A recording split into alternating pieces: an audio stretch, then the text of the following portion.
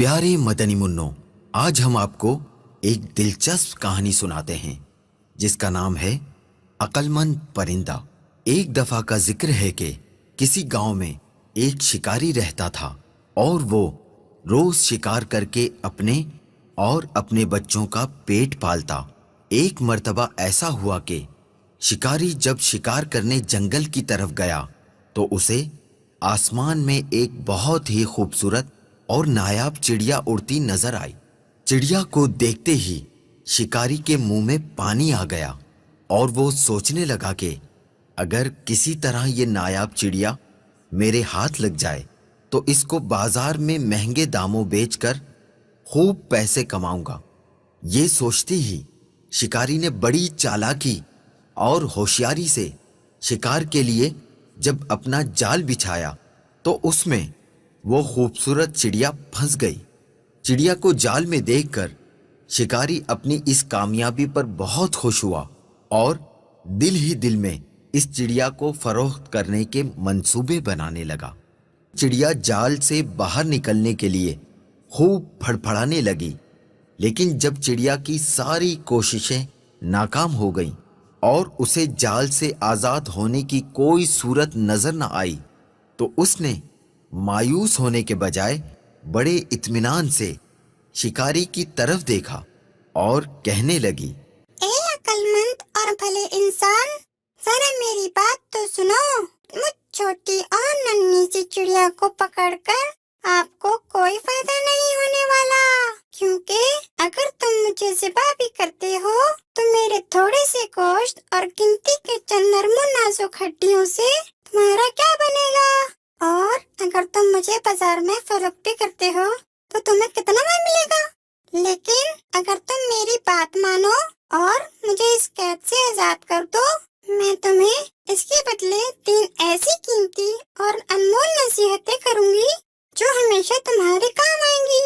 ان میں سے پہلی نصیحت تو میں تمہارے ہاتھ پر بیٹھ کر کروں گی، اور وہ نصیحت ایسی ہوگی جسے سن کر تمہارا خون خوشی سے اور بڑھ جائے گا۔ اور دوسری نصیحت دیوار پر بیٹھ کے کروں گی جو بہت ہی اعلیٰ اور کارآمد ہوگی۔ اس کے بعد تیسری اور آخری نصیحت درخت کی شاخ پر بیٹھ کر کروں گی، اس لیے اب تمہاری عقل مندی کا یہی تقاضا ہے کہ تم مجھے آزاد کر دو اور میری ان تینوں نصیحتوں پر عمل کر کے دنیا میں بڑا نام کماؤ۔ شکاری نے چڑیا کی یہ پیشکش سن کر تھوڑی دیر سوچنے اور غور کرنے کے بعد اس کی بات مانتے ہوئے جال کی رسی کھول دی۔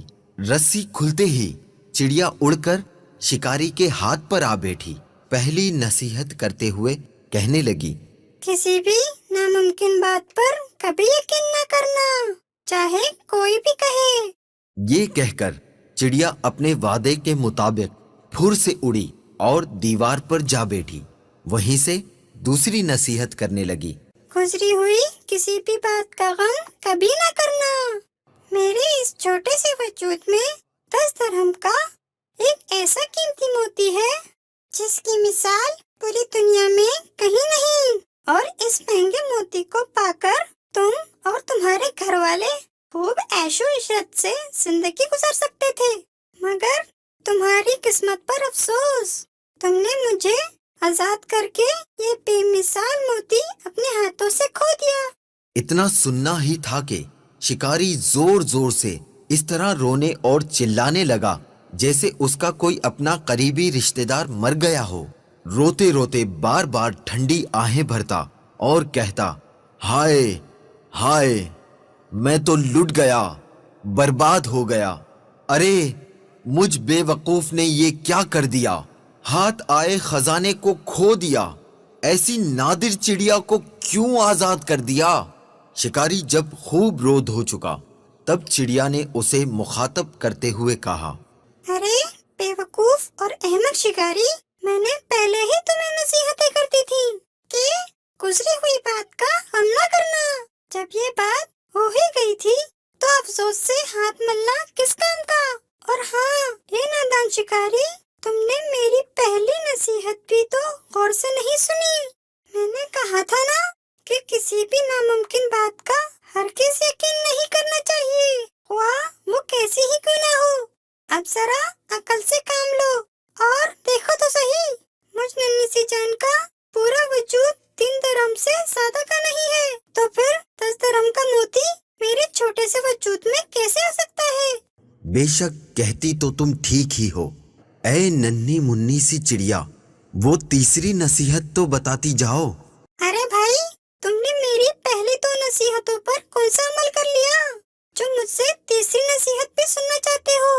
وہ قیمتی نصیحت تم جیسے نادان انسان کے لیے نہیں ہے۔ یہ کہتے ہی وہ چڑیا پھر سے اڑ گئی اور شکاری اس کو دیکھتا ہی رہ گیا۔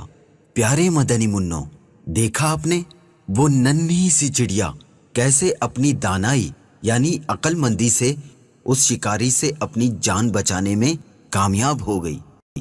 اس کہانی سے ہمیں یہ سبق ملا کہ عقل مندی اللہ عز و جل کا بہت بڑا انعام ہے، اسے وقت پر استعمال کرنا فائدہ مند رہتا ہے، اور کسی احمق اور بے وقوف کو نصیحت کرنا ایسا ہے جیسے بنجر یعنی بیکار زمین میں بیج ڈالنا۔ حکمت و دانائی۔